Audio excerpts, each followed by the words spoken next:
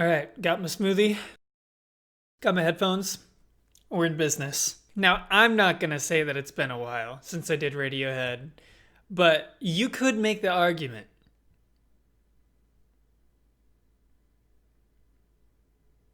In all honesty, there is a lot of Radiohead content that I still kind of want to get to. This is actually the last studio album that I have to react to, and the reason I delayed it a little while was you guys didn't have that many amazing comments to give. Now, if even the fans of the band are like, yeah, you probably don't want to focus too much on that one, then it's not going to really make me excited about it. So I kind of put it on the back burner, but I figured it's been forever. Might as well try some Radiohead. Let's see. I obviously know Creep. I actually did a cover of Creep on my channel a long time ago, a couple of years ago. I was still getting used to writing kind of different types of stuff based in styles of artists, whatnot. I mean, you've probably seen it. You know, I'm a big deal around these parts. So that was a joke, by the way. You can laugh. I'll annotate that up top as well. So I know Creep, and that's about it. So let's start with part one, which will be You.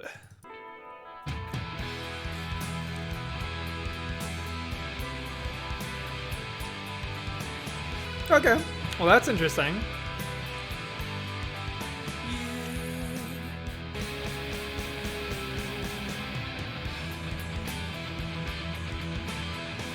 Guys,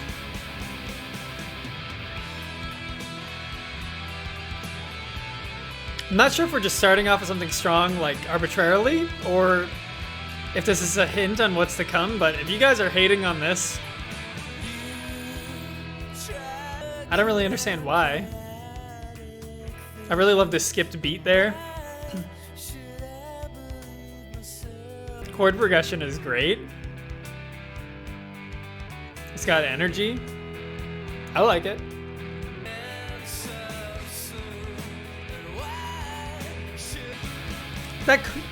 I love that guitar.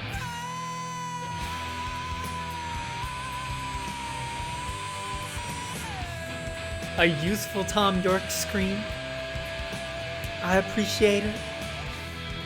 Keep it up, Tommy.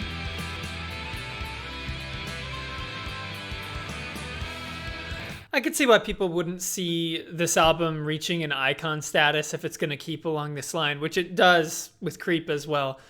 It's a similar type of song. And I see why a lot of you might look down on it. But so far, I mean, I actually really love Creep. It is a little bit simple. Well, I guess it's probably only that simple because we've heard it so many times. If you actually heard it fresh and all the ripoffs didn't exist, you'd probably be kind of impressed by it.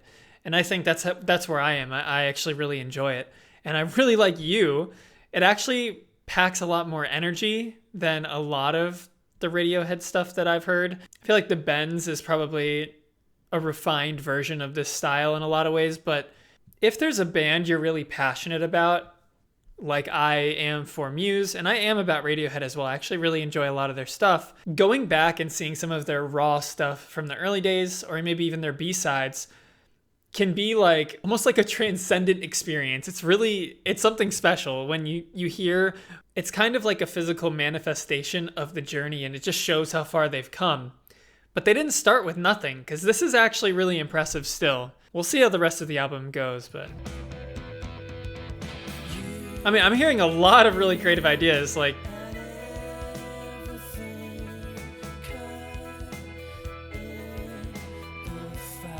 you hear like little hints of what would come down the line.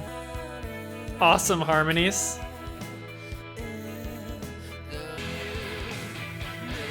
Love those chugs.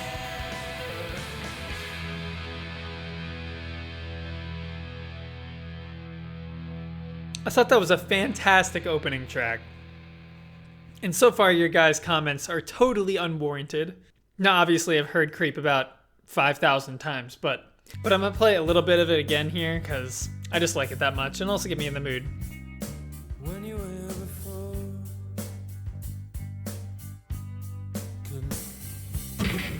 but I'm a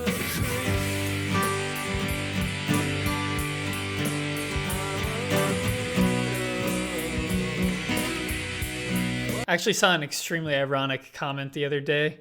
It was on a Creep cover, I think, and the top comment said, "The song everyone can relate to." I understand that everyone has dealt with some alienation at some point in their life, but I think the whole point of the song is that you don't fit in. They're saying that the whole point of the song is to make us all fit in about how we don't fit in. I don't think that's the vibe I got from the song. I think the vibe I got from the song is you really don't fit in, actually. All right, next is How Do You Do? Suck it, haters. Sneeze! I think that might be a first. I don't think I ever sneezed in a reaction.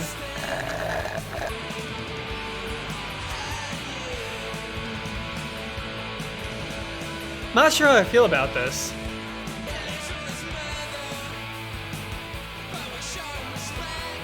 I think I'm really understanding. I'm understanding a little bit more where you guys are coming from now. I actually still enjoy this, but I'll let you guys know what I think afterwards.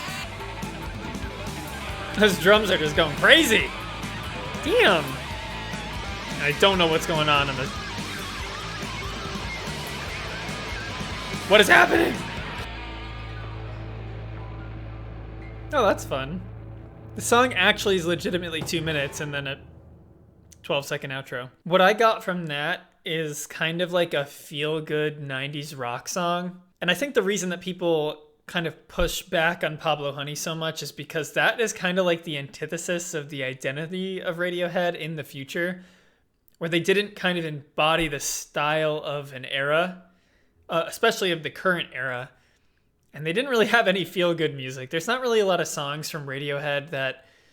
I mean, there are songs from them that feel cathartic, I would say. But I wouldn't necessarily say they feel fun or just are feel-good experiences. And this song sounds like it's kind of... It's like a song that was written to be played in a live venue to just have people dance to. Again, you guys know I don't really get too much into the lyrics, the lyrical weeds, if you will. I actually still really enjoyed that. What it actually made me think of is that maybe a song like Electioneering, which to me sounds a little bit out of place on OK Computer, it may have been kind of like an Easter egg to their older sound with just these kind of fun, high energy rock songs that tend to be missing on some of their later records. And I kind of do miss that energy in a lot of ways, but I think I like what we do get more in the future, like on stuff like In Rainbows, where we don't really get the distorted heavy raw guitars. But I'm glad this exists, genuinely. We'll see where it goes from here. And there were really fun elements in that song. I'm not going to just downplay it to being just a fun, dumb rock song. It genuinely had some really cool ideas, especially towards the end, with the frantic drumming, almost like white noise sound, the loud noises towards the end. And I like the cadence of Thom singing in a harsh contrast to a lot of his later stuff. I really liked that, actually. But I think I can understand where you guys are coming from more now. Stop whispering. I think my favorite part here is just the drumming. He's got like the brushes going.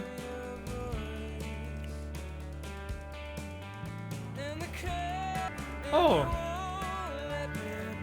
I like the layered guitars.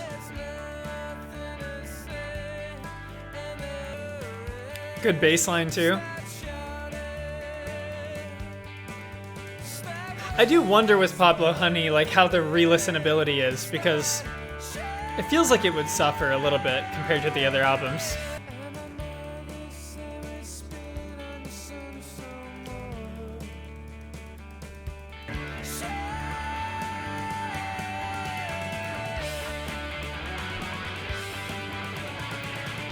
I will say, like, this type of music sounds so much less mature than their later sounds. I have a feeling that Radiohead lost a lot of fans throughout the years as they progressed into such a different trajectory than they were headed on with Pablo Honey and even the Bends, really. There's a lot of really nice melodies.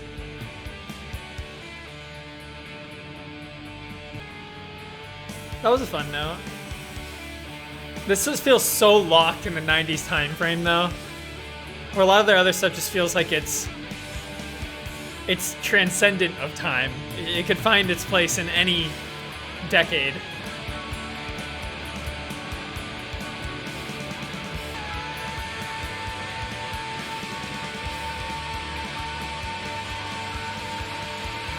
I will say I really like Tom's ability to not hold anything back with the singing. I don't know if this has to do with his age or what, but really like that. When he lets it rip, he's going for it. You won't be catching Pablo Honey era Thom holding back a scream. Yeah, that one was nice. It was a good change of pace, I guess, from the others. It had very pretty melodies, nice bass line, good production, especially when that chorused up guitar started playing along in the chorus sections. The whole ending section didn't do too much for me, except for Tom's vocals, which actually I thought were very effective. Maybe there was something in the production there that could have improved, because it felt like as the buildup was happening, the volume level didn't really change when everything came in. I didn't feel extremely gripped by that, as much as I hoped I would, but it wasn't bad. It was just okay. Thinking About You. Been thinking about you, your red couture hair, your eyes on my wall, your teeth are. So I actually do really like this so far, but it does make me think of songs like Nice Dream with the acoustic guitar, and I mean, Nice Dream is, man, that song is like, that's like an out-of-body experience, man. I feel like I'm flying every time I hear that song. It feels like more than a song. Guys, I think me and Nice Dream are going to need a little alone time today. I really do like when there are two acoustic guitars panned on each side, especially when they're doing this sort of rhythm, strumming. And something they're doing, which I've actually learned over the years, was, at least as far as I'm aware, this is what I was hearing, was they actually have them playing different inversions of the chords on each side, which gives more texture and allows you to hear the details of each guitar better than if they were playing the exact same chords with the same fingering. Knowing how Thom feels about Creep, I'd like to know what he thought about this album, actually.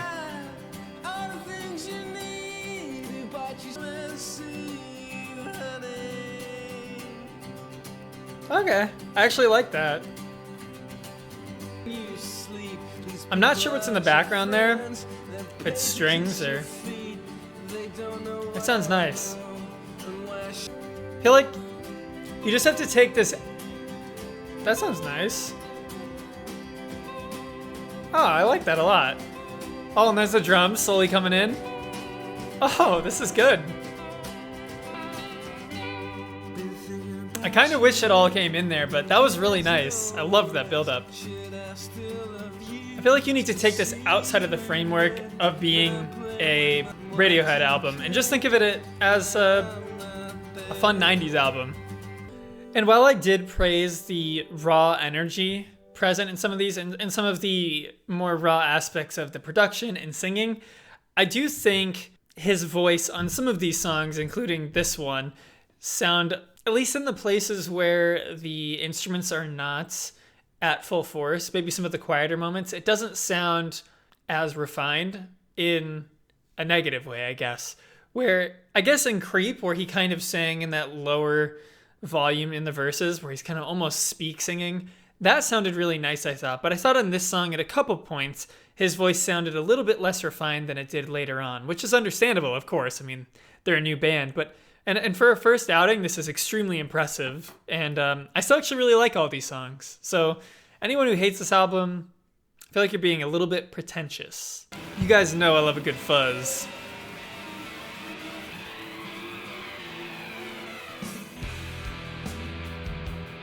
Ooh, this is a change of pace.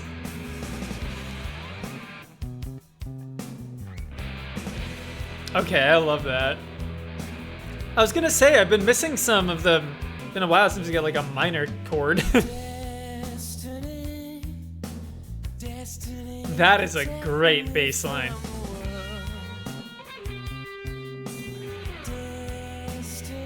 Okay, this is good. Okay.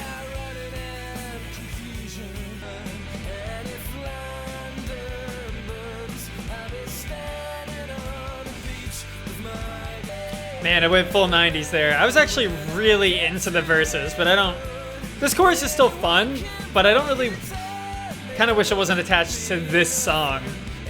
I wish they dipped deeper into the darker sound of the verses. They really explored that.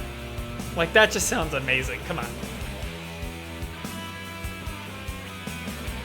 So my only complaint, which is a minor complaint, but my only complaint that I can really articulate right now with the verses, I wish the bass tone was a little bit thicker. The bass tone is nice, but I don't know if it fits for the darker, grittier sound that they're going for in the verse.